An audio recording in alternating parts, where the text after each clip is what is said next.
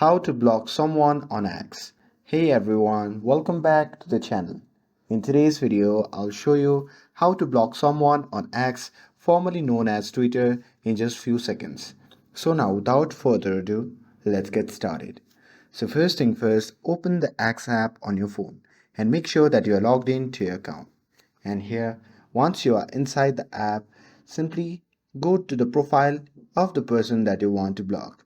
You can search for them or you can directly go to them if you can see them.